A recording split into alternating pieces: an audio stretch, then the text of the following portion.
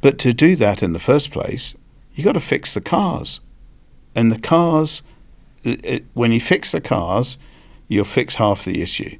And the cars have got to have a proper differential in the back of them so that people can come and drive them from around the world, and then you can attract and get a Kyle Larson to come and be competitive straight away, like Shane was when he went to Chicago.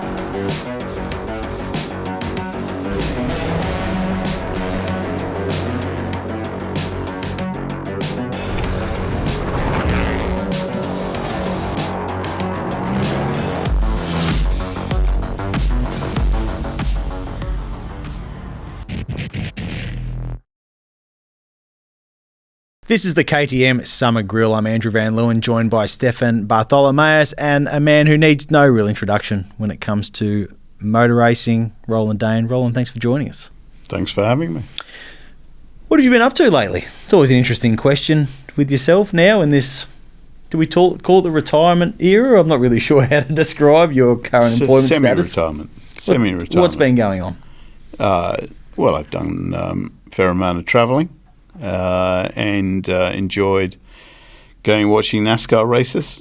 Been a big highlight this year, actually. I did actually go to Adelaide as well for the final of the Supercars season, which was fantastic because it was just, as always, a brilliant event. Yeah, really just is the benchmark event for motorsport in Australia, apart from the Grand Prix. So enjoyed that, but. Still chair of PWR, which takes down the Gold Coast, which takes a bit of time, but still leaves me enough retirement time to go fishing. Well, it sounds like you spent more time in the States than actually fishing. What's it been like having that exposure? Obviously, you know, when you work in motorsport, I guess you keep tabs on everything that's going on around the world, but having that first-hand exposure to NASCAR, what's that been like? Yeah, the NASCAR exposure has been great, actually, because there's always so much to learn from other categories, and from other cultures, but also to see what maybe you think that we do better here, but also the things that they do better over there. One of the real standouts this year for me, was that NASCAR, like most categories in the world, all categories really, went through a lot of pain in COVID. And during that COVID era, they made changes to accommodate a different working environment from a cost point of view, from having people around too much of the time, trying to reduce their time at circuits and everything. Unlike Supercars, which also did that at the time, NASCAR have hung on to quite a lot of the good initiatives, and that's been a real lesson to me in that I believe Supercars threw the baby out with the bathwater a couple of years ago in just allowing everything to be unrestrained again. NASCAR didn't do that, and consequently they're better for it in my book. You got to see some of Shane van Gisbergen's handiwork up close this year. What's your sort of report card on his first full season there in NASCAR? Well, I mean, I'm biased, naturally, but I think he's had a fantastic year. He's clearly learning. I don't know that he would agree with me, but to me, from the outside, the learning to drive the Xfinity car was more difficult than the Cup car. But of course he was racing primarily in the Xfinity car, and when you get up and look at them closely, they do look as though they might have been designed by Fred Flintstone about 60 years ago. And but there's still an art to getting the most out of them from an engineering point of view and a driving point of view.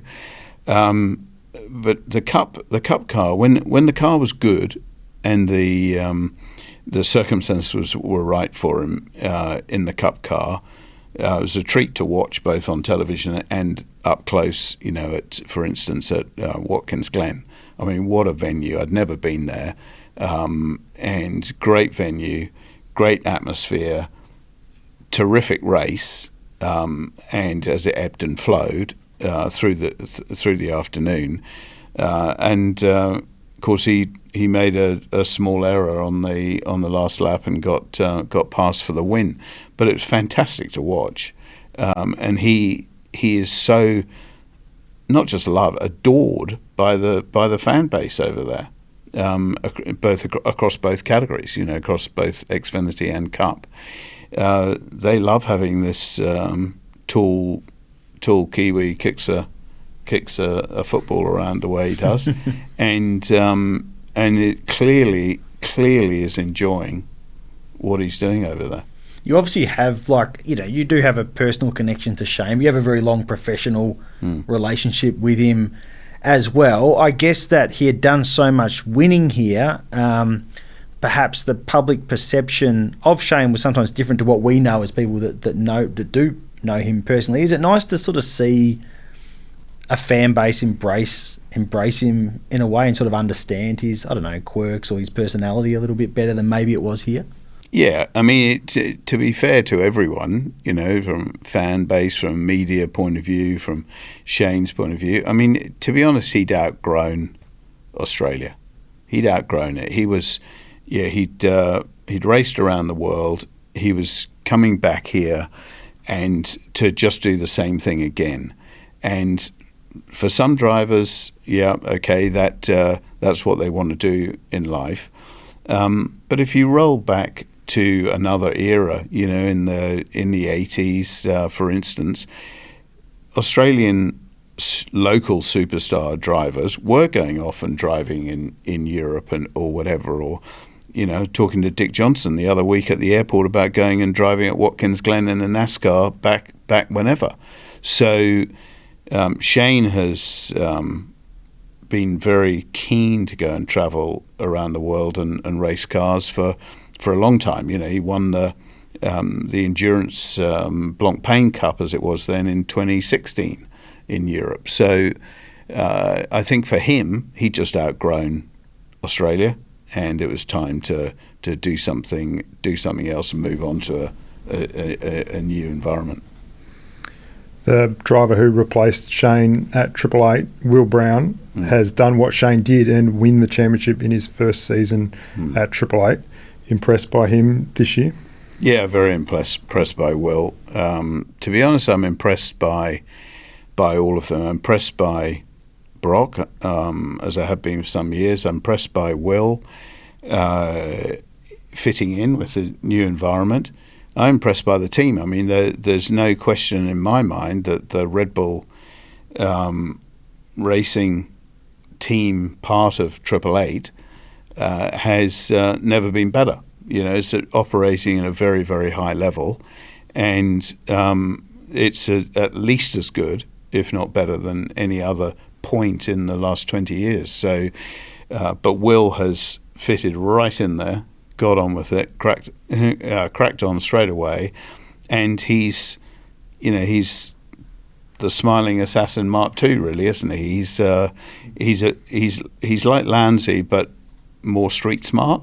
Watching him in Adelaide as he was walking from the truck to the garage, I'm sure I heard him selling his grandmother's car. He's just not fazed by. He's like if Craig Lowndes was a car salesman too. Exactly, correct. He's a bubbly individual, but behind that persona, the fans see and everything, he's a pretty bloody determined racer. So you are on the PWR board, as you mentioned earlier. Any interest from you to be on the race or Supercars board at any point? Would you? Do you think? Would you sign up for that? Do you think they'd have me? Well, that's the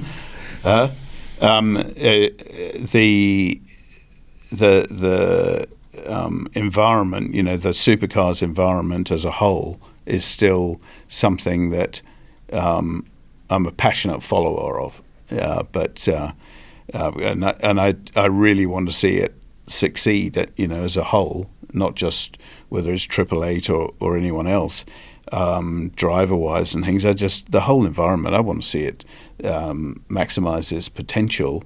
That hasn't really happened for some time, to be honest. But I'd love to see that fulfilling the potential, especially with Toyota coming, etc. But for me, those days have passed.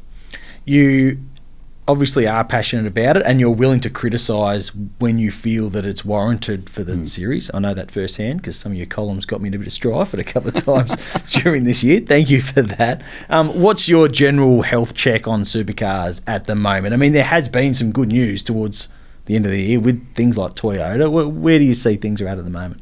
Yeah, I mean, look, the nadir for them was Tasmania.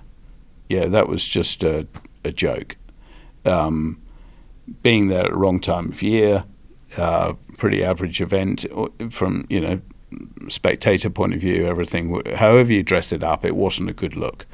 And at a venue, to be honest, which is a terrific little venue.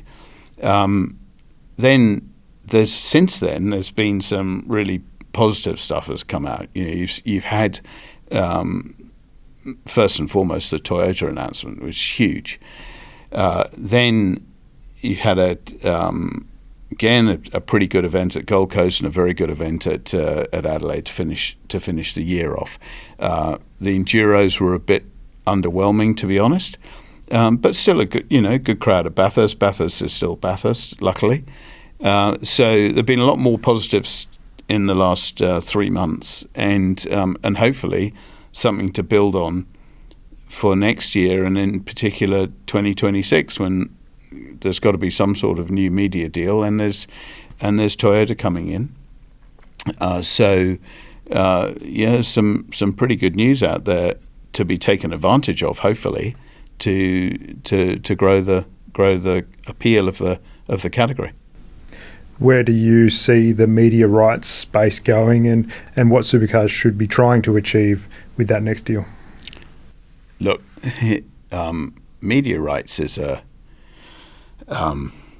really difficult area, if only because only the liars know exactly what it looks like in 5 or 10 years' time. It's a changing world. So from a supercars point of view, I think in a year's time they've got to have a better control over some of the assets, like the digital assets, the ability to interact more with fans away from television, not saying that television is on the decline. It might be stable rather than growing, but it's still there, and it's still your biggest medium. But you've got to start being able to use far more of the content and sharing the content across a much bigger platform. You got to also encourage external people to be involved in the presentation of the media, of the product to the fan base, so that it's not all town hall. It's not all just the message according to supercars. You open it up, and you'll create some controversy. But I see that in NASCAR with the likes of Denny Hamlin. But it's good. It's positive. Overall, it's a good thing to have people who aren't always just preaching the same message as town hall may be pushing out. So they need to encompass that. They also need to realise that whatever they do in Australia and New Zealand, give or take 10%, you're tapped out. It is what it is. Where's your growth going to come from? Your growth I've said it for years, I've said it for 15 years, your growth can come from overseas. But you don't have to go overseas. The fact is that the most successful soccer league in the world makes $2 billion US dollars a year from selling its content outside the UK, right, in the English Premier League. So, and they don't play a competitive game outside England and Wales. So what we need is to find a way of properly monetizing overseas viewers, but growing that fan base. I mean, there's no better opportunity, for instance, than towards the end of next year, with NASCAR finishing earlier than Supercars, being able to have a proper stab at a couple of wildcards, one Ford one and one GM one coming over. But to do that in the first place, you got to fix the cars. And the cars, when you fix the cars, you'll fix half the issue.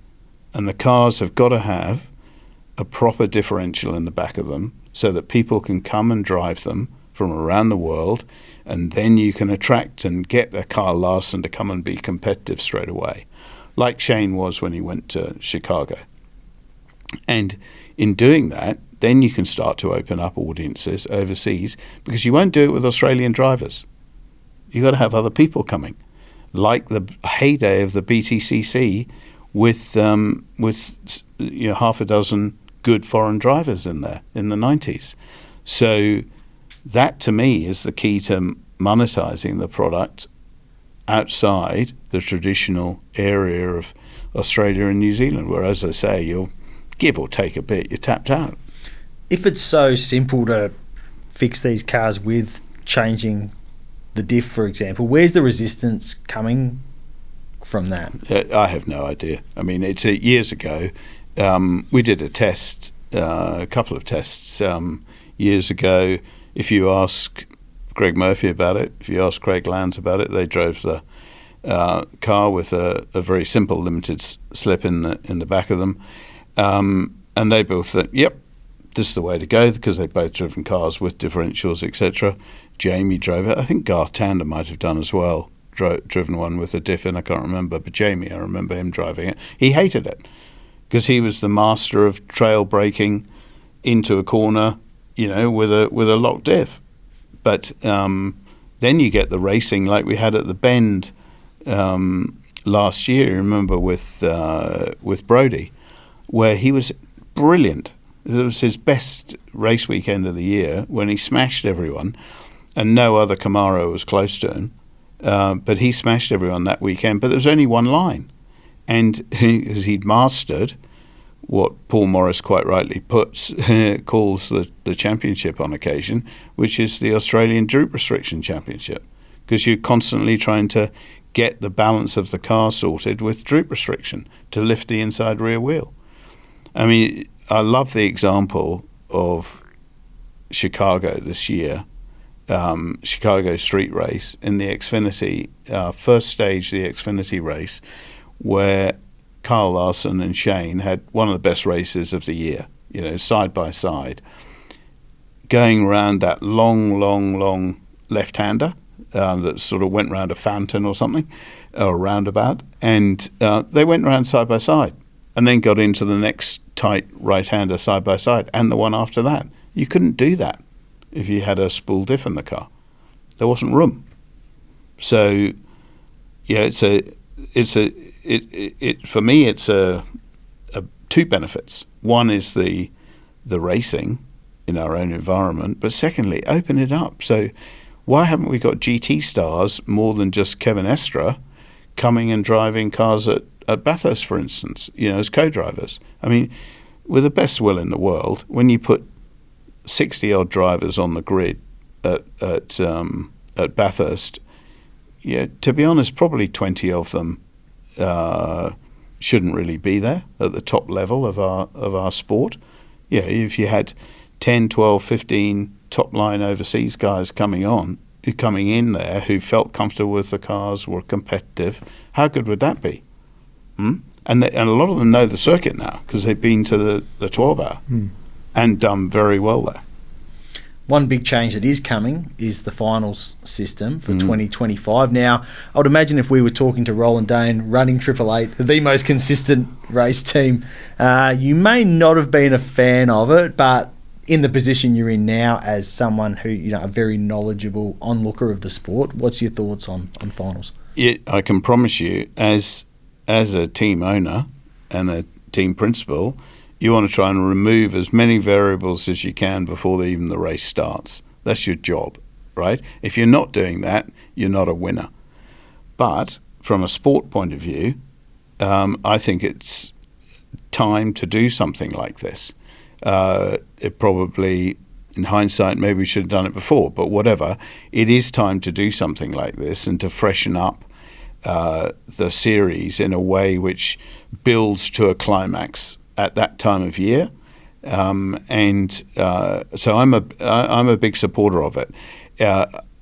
Maybe there's some details still to be cleaned up around it. I think that it'd be great to have another 1 or 2 events before finals time, and make sure that you reward properly the competitors who have done well in the main part of the season. Really important to not lose the winners there, as it were, the people who've done a really good, consistent, day in, day out job in that, when you get into that finals period. So there could be some tweaks needed or whatever. But the general principle, I'm a big fan of. You mentioned GT racing before, which we know is close to your heart, and you've been involved deeply in the Johor racing program through Triple Eight, but now they're going their own way. Are you going to be still involved with them at all? I don't think so. I think I'm not 100% sure what their program looks like next year, but and there'll probably be 1 or 2 of the old faces involved in that, I suspect, from Triple Eight or elsewhere, because there have been a number of external people working on that program with Triple Eight over the last few years. But no, from my point of view, I don't see myself involved anymore, and I wish them well, and I'll be watching with interest as hopefully they're racing Corvettes. What's your view of the Australian GT racing scene? Obviously, SRO Motorsports are effectively taking over what was the Speed Series and running their own show. Do you think that's going to be a good thing? Yeah, I think that the SRO taking it over, firstly, has been a good thing, full stop. Yeah, that's 100%. It wasn't in a good place before. I think the fundamental issue is that GT3 cars, they are expensive to run as soon as you start hitting things, and they're actually reasonably economical to run from a mechanical point of view, most of them, but as soon as you start hitting things, they cost a fortune to run. And you also need a fair crew to get the most out of them, in terms of people. So it worries me a bit that we're in an environment, 27 million people trying to run a GT3 championship is quite a big ask. I hope it's sustainable, but I think the real lesson from around the world is make sure GT4 is working, because you look at somewhere like, France with 60 plus million people. Well, they can't support a GT3 local championship. They've got a very healthy GT4 one. Well, they're not the only country like that. And I think that it's really important to make sure that the GT4 element is as strong as possible here, because it could be that the GT3 thing might struggle if average economy, etc. The cars now with this exchange rate are very expensive. But going and buying a new car today is double what it was back in 2016-17 when GT was last on a roll. So it's an expensive game, and GT4 has got to be nurtured to make sure it's built up. Can you see that nurturing happening? Do you think it is? With SRO's growing influence, do you think that things are trending in the right way for GT4? Yeah, absolutely. Absolutely. Toyota should be in there as well. I hope people will have Toyota. I think Tony might have one. Tony Quinn might have a Toyota coming. But Toyota should be in there. And I'd like to see that there's a hardcore of cars in Australia, 40, 50 cars soon, that not everyone's going to compete every weekend, but you've always got good grids of 25, 30 cars at race meetings. I think that's happening. I think it'll get there. We're going to see you on any racetracks next year. I think you wanted to bring some cars to the Adelaide Festival this year, but there was a little hiccup on the way. there's an issue with the transporter. No, next year at Adelaide Motorsport Festival, I really enjoy that, and I'm hoping to take 1 or 2 cars down there for that. I did the Noosa Hill Climb a few weeks ago. That's something I enjoy doing. It's not too fast. Odd bits and pieces like that, but have to fit around travelling. I reckon a Reliant Robin would look pretty good going through that centre chicane. That's the subject, or going to be the subject of a restoration project, because it is looking very second-hand at the moment. It's been SVG'd, has it? It's been all sorts of people. It's been mullered by by so many people, including the then marketing director of Holden managed to put it on its roof once at Norwell. So it's had all sorts of people put it on its side. At least it needs some love. Well, thanks for taking the time to join us on the KTM Summer Grill, Roland. We really appreciate it. Thank you. Thanks for tuning in to the KTM Summer Grill. With each episode, we are giving away one of these cool KTM goodie bags. Don't miss your chance to win. If you're watching via Speed Cafe, enter your details below. If you're watching on YouTube, the link is in the description.